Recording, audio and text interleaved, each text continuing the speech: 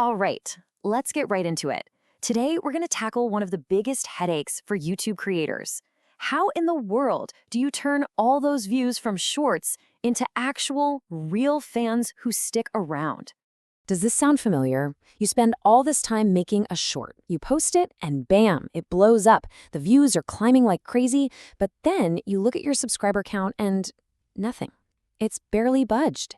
It's an incredibly common problem, and trust me, it's super frustrating. But here's the thing I want you to hear. The problem probably isn't your ideas. You're creative. The issue is a small but crucial disconnect in your strategy. And if we can just fix that, you're going to start seeing that massive reach turn into real, lasting growth for your channel. So before we get to the fix, we have to understand what's really going on. Let's call this the shorts growth trap. You have to know why it's happening before we can figure out how to solve it. Think about how you watch shorts. You're in this super fast swipe, swipe, swipe mode, right? It's mindless scrolling. You're consuming dozens of videos, and half the time you probably don't even notice the name of the channel you're watching. And to make things even trickier, YouTube actually removed clickable links from shorts comments and descriptions.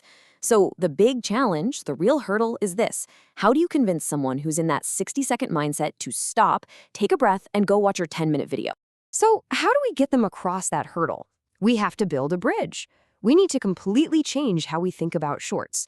They aren't the end of the road, they're the beginning of the journey. And this right here? This is the most important mindset shift you can possibly make. The main job of your short isn't just to get a view. Nope. Its job is to make someone curious enough to walk across that bridge to your deeper, long-form content. That's where they'll actually subscribe and become a fan. And lucky for us, YouTube has given us the perfect tool to build this bridge. It's called the related video link. It's that clean, clickable title that pops up right on the screen. And it's so easy to set up. You just hop into YouTube Studio, go to the details for your short, find the related video option on the right, and link it to your main video. That's it. Click Save, and your bridge is built. Now, just having the bridge isn't enough. You have to make people want to cross it. And this is where a little bit of marketing psychology comes into play. It's called the open loop technique. Basically, you start a story or you present a fascinating problem in your short, but you don't give them the answer. You leave it unresolved. This creates this little itch in our brains, a knowledge gap that we just have to scratch. And here's a perfect example of what that sounds like. This is a brilliant open loop. You're teasing this amazing result. I doubled my views, but you're holding back the how. Then you tell them exactly where the answer is, in my full guide, which of course is your related video. See how that works? You're not just hoping they'll click, you're giving them a powerful reason to. Okay, you get the strategy now. Build a bridge, open a loop, and guide them across. Awesome! Now for the fun part. Let's talk about the types of content that make the best bridges. We're going to go through 4 killer frameworks you can use to create your own viral shorts. First up, provide instant value. These are your quick tips, your aha moments. Show a super simple life hack in the short, and then you can say something like, "That's just one of my top 5 kitchen secrets. Click the link to see the other 4. It's an easy and effective open loop. Next, let's get personal. This framework is all about creating a deeper connection. You could show a quick behind-the-scenes clip of a big project you're working on and then link to the full vlog.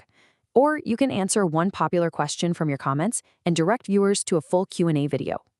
This stuff makes your audience feel like they're part of an inner circle. Framework 3 is all about that wow factor. Think of those super satisfying before and after reveals or project time lapses. These are so visually powerful. You could show a dramatic 15-second time lapse of a messy garage getting organized, then link to the full video where you break down the entire process step by step. And finally, you can tap into what's already popular. Using trending sounds or doing viral challenges can be a shortcut to getting discovered.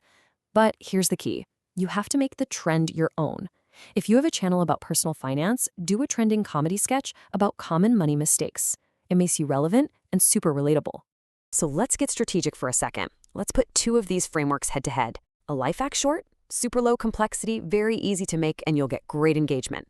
A before and after, on the other hand, is way more work. But man, does it deliver a strong emotional impact. So you see, you have to weigh your resources against your goals for every single short you create. All right, you've got your frameworks, you've got your strategy, but here's where the real pros separate themselves: execution and analysis. You can't just post content and hope for the best. You gotta look at the beta to see if people are actually crossing your bridge. And if you're wondering if this is all worth the effort, check this out.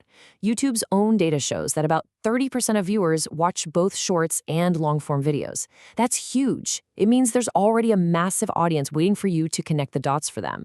You're not trying to create a new habit, you're just making an existing one easier.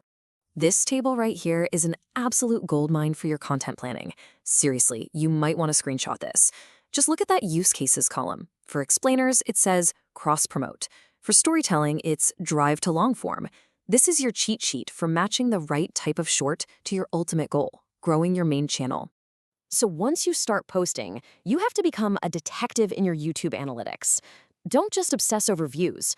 Look at your engagement. That stayed to watch percentage is everything. But the number one metric, the holy grail, is the number of clicks on your related video links. That tells you exactly which bridges are working. Find out what works and do more of it. So we have covered a ton of ground. We talked about the trap, the bridge strategy, all the different content ideas, and how to track your success.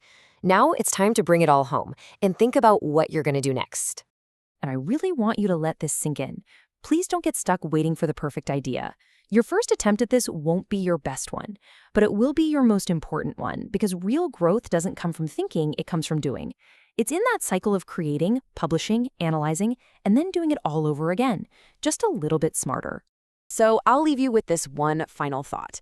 The next time you sit down to plan some content, don't just ask yourself, what's a good idea for a short? Instead, ask yourself this: what bridge will this short build? Because that is the kind of strategic thinking that will finally turn all those views into the loyal, dedicated fans you deserve.